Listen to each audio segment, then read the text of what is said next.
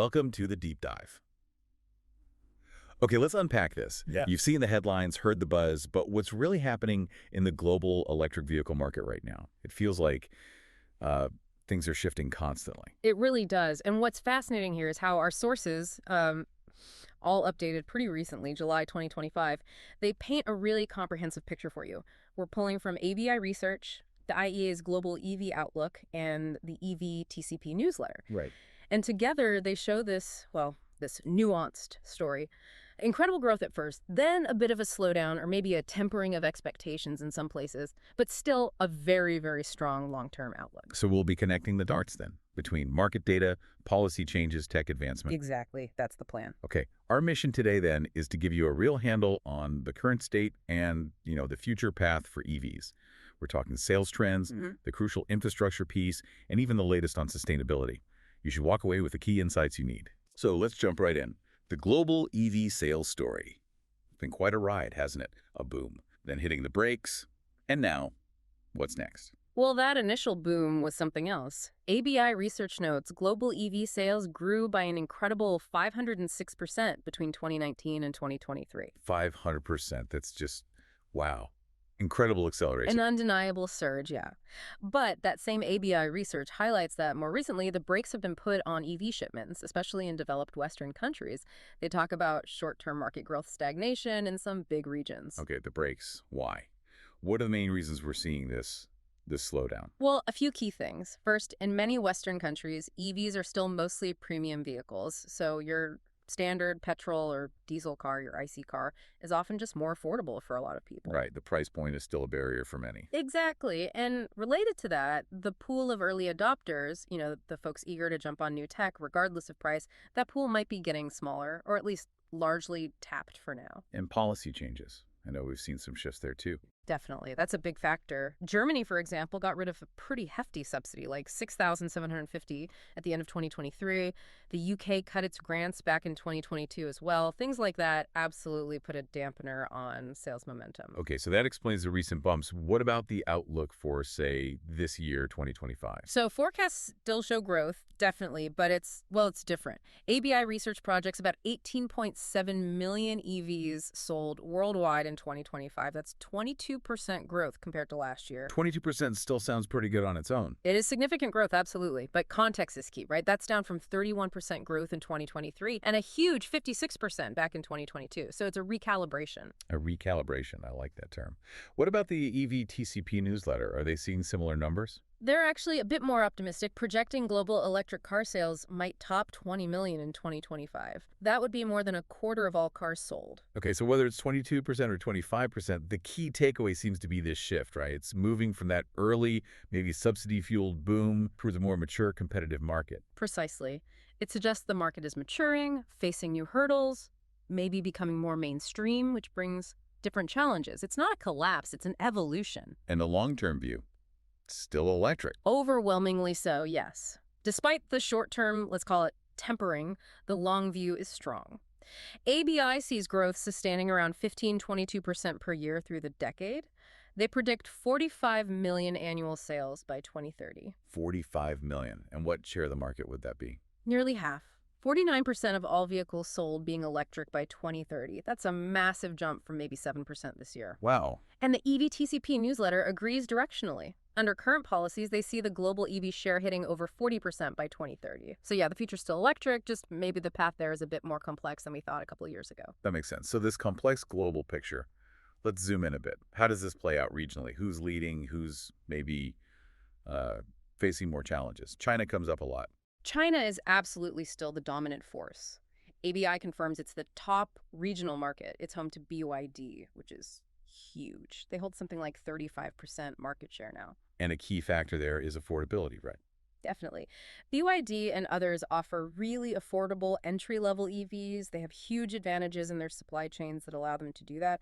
Chinese EV sales are actually set to grow faster than the global average this year, maybe around 23%. And it's not just BYD, is it? There's intense competition. Oh, absolutely. You've got these price wars, especially between Tesla and BYD, which is really exciting consumers. Plus new brands popping up, Zeekr, Ito, Li Auto, all pushing innovation and, importantly, pushing prices down. So China's not just selling lots of EVs, they're kind of setting the bar globally. In many ways, yes. The EV-TCP newsletter points out China sold 11 million EVs in 2024, nearly half of all cars sold there. 1 in 10 cars on their roads is now electric. Incredible numbers. And they expect China to lead again in 2025, with EVs making up maybe 60% of their market. By 2030, they're projecting around 80% of new car sales in China will be electric. Yeah. It's really setting a standard for price and market penetration. Apparently, 2 out of 3 EV purchases worldwide this year are happening in the Asia-Pacific region. Okay, so China's booming. What about Europe? It seems more varied. It is, yeah. A mixed bag is a good way to put it. ABI shows solid adoption, especially in wealthier Western European countries. But that expected 14% growth in 2025. That's way down from the crazy 65% to 140% growth they saw back in 2020-2021. And that goes back to the subsidies again. Largely, yes. Yeah. Germany, like we said, pulling back subsidies, they're actually expecting an 11% dip in battery electric vehicle sales in 2024. The UK is similar. But not everywhere in Europe. No, exactly. Countries like France, the Netherlands, Belgium, they still have strong incentives in place. And guess what? They're seeing continued strong growth. France, for instance, might see BEV sales jump 25% this year. Policy really matters then. Clearly. The EV-TCP newsletter confirms Europe saw sort of flat growth overall in 2024, but still held a 20% market share. They see it hitting 25% in 2025 and maybe 60% by 2030. A big driver there, beyond specific subsidies, is stricter emissions rules. No. They sort of force the issue. Okay, interesting dynamic in Europe. Now let's cross the Atlantic. North America. Wow. What are the main stories there? Seems like more hurdles. Distinct hurdles, yeah. ABI data shows strong growth in 2023, about 50%, hitting 1.46 million shipments. But then 2024 saw a sharp dip, only 4.2% growth. Ouch. Any recovery expected? Yes, they do expect a strong recovery in 2025, maybe 23% growth year over year. But overall, the sales volume is called lackluster compared to Europe and especially China. And the reasons. Yeah. Same as elsewhere, or unique factors. Similar themes, but maybe amplified. Premium prices are a big one.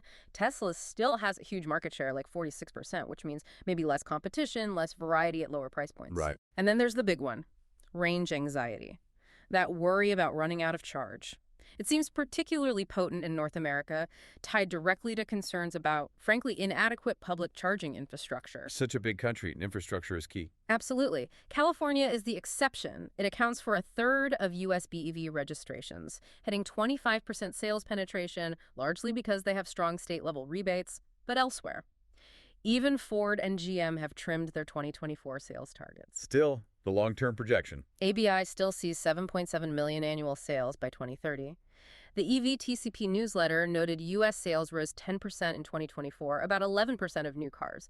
They expect it to hold steady around 10-11% in 2025 and reach maybe 20% by 2030, which is actually lower than some earlier predictions. Okay, so looking at those barriers, price, infrastructure, competition, if North America could learn just one thing from China's success or maybe Europe's approach, what do you think would move the needle the most? That's a great question. If I had to pick one key takeaway, it's probably the strategic combination of diverse, affordable models hitting multiple price points, coupled with a really aggressive, densely built-out charging network. So variety and accessibility. Exactly. China isn't just succeeding because of BYD. It's the sheer range of options meeting different needs, plus the visible effort to build chargers everywhere, which directly tackles that range anxiety. North America's focus, maybe too much on larger premium EVs and a slower charging rollout, just doesn't align as well with attracting mainstream buyers yet. That makes a lot of sense. Meanwhile, are other markets stepping up? Emerging markets. Definitely on the rise. The EV-TCP newsletter reported sales in Asia and Latin America jumped 60% in 2024, hitting 600,000. Southeast Asia is seeing strong growth, Thailand, Vietnam leading there. Brazil's sales more than doubled. Even Africa. Seeing some movement, yeah. Egypt, Morocco mentioned, though EVs are still less than 1% of sales there. What's really interesting is that Chinese exports drove about 75% of that growth in emerging markets. So China's impact extends beyond its borders. Massively. And they expect that growth to continue, maybe 50% growth in 2025, hitting 1 million sales in those emerging markets. Southeast Asia alone could reach a 25% EV share by 2030. So clearly, the path looks very different depending on where you are. Absolutely. Unique opportunities, unique challenges everywhere. Right. And underpinning all of this, regardless of region, is the infrastructure and, importantly, safety. Let's talk charging first, that range anxiety you mentioned. It's a top consumer concern, according to ABI, and the data shows why.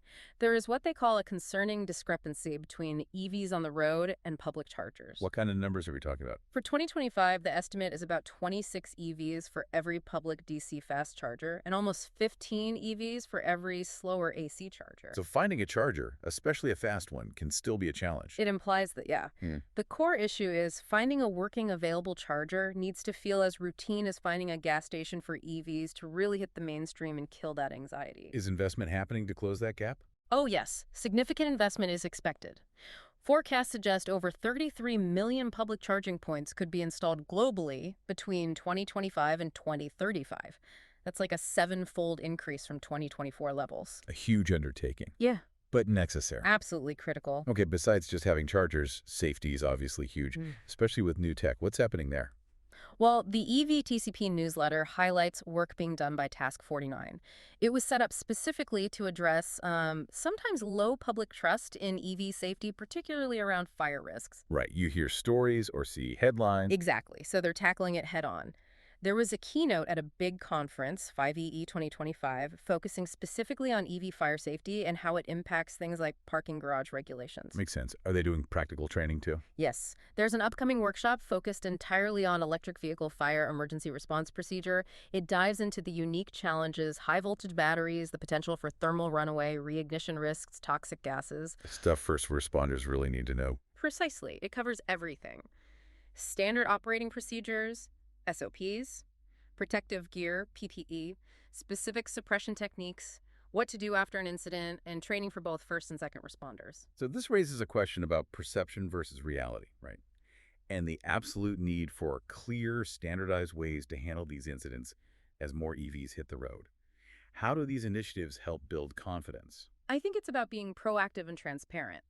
By openly addressing the unique aspects of EV fires, developing specific training, standardizing procedures, Task 49, and these workshops are directly tackling that perception gap. It's not just about preventing fires, but showing there's a competent plan to manage them if they happen. Exactly. That's crucial for public acceptance and for things like integrating EVs safely into our built environment, like those parking regulations. Okay, we've covered sales, regions, infrastructure. But what about the really cutting-edge stuff, the innovations driving the next phase of EVs? Yeah, there's some exciting work happening. Let's start with how EVs interact with the grid. The EV newsletter mentioned the final report from Task 43. Task 43. What was their focus? It was a big international collaboration. 11 countries since 2019 focused on vehicle grid integration, or VGI. Basically breaking down barriers so EVs can be fully integrated into the electricity grid. So not just drawing power, but maybe giving it back. That's a key part of it, yeah. They looked at advancing charging tech interoperability, secure data, smart charging, connecting EVs to energy markets, understanding battery impacts on the grid, and empowering local energy players. They produced workshops, a global database of VGI and vehicle-to-grid V2G projects, and guidance for policymakers. This feels like a fundamental shift.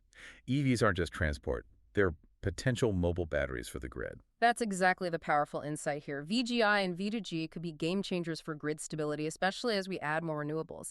The car becomes an active part of the energy system. Very cool. What else is pushing the envelope? Well, Task 46 is looking closely at life cycle assessment, LCA, and climate neutrality. They're going beyond just passenger cars to look at trucks, buses, even comparing alternative fuels like hydrogen and e-fuels. Expanding the scope of environmental impact analysis. Right. They did this really interesting case study trying to figure out how to get to 100% climate-neutral city buses.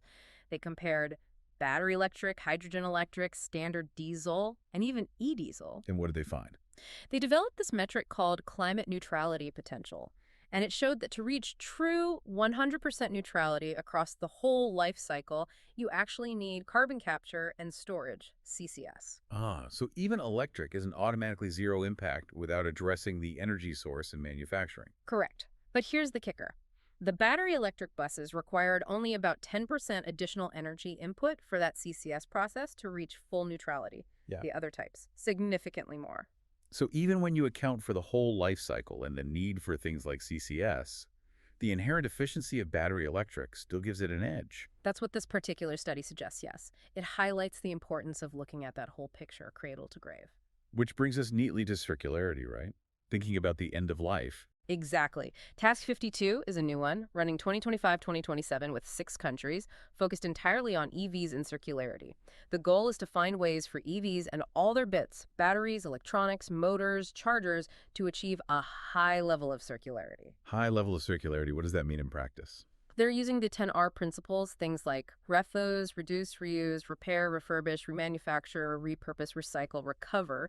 It's a whole framework for minimizing waste and keeping materials in use. So really designing out ways from the start and planning for multiple lives for components. That's the idea. Their ultimate definition of 100% circular transport is incredibly ambitious. All materials used are either reused components, recycled materials, or derived from primary renewable energy, with zero waste and zero emissions. Wow, that's a high bar. Are they focusing on batteries specifically? That seems like a key challenge. Very much so. They held a workshop recently on EV battery systems and circularity, looking at design for recycling, managing batteries through their life cycle, overcoming recycling barriers, and finding second life uses for old EV batteries. It pushes beyond just electric to genuinely sustainable electric. But how realistic is that 100% goal? What's the biggest roadblock? Honestly, the biggest hurdle is So they're putting Task 43, grid integration, energy sources, and Task 46, climate neutrality, into practice right there at the factory level, rethinking energy use from the start. exactly. It's a tangible example of a major manufacturer actively trying to build that sustainable future today.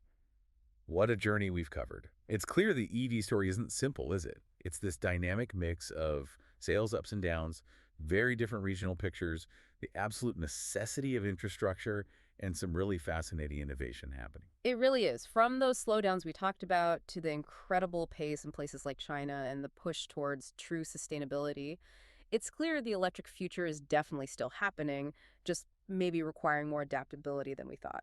It feels like we're at a real turning point, not just for cars, but for energy and mobility overall. I think so too. And that brings up an important question, maybe for you listening. Beyond just potentially buying an EV one day, how might you play a part in building out that robust infrastructure or supporting that circular economy that this whole transition really needs to succeed? That's a great point. You could be advocating for chargers in your community, Mm, or even just thinking more consciously about energy use. Small actions contribute to the bigger shift. exactly. Well, that's a powerful thought to end on, bringing this huge topic right back to our own influence. If you found this deep dive valuable and you want to stay ahead of the curve on critical topics like this one, please do subscribe to the deep dive. We'll keep unpacking the most important insights just for you.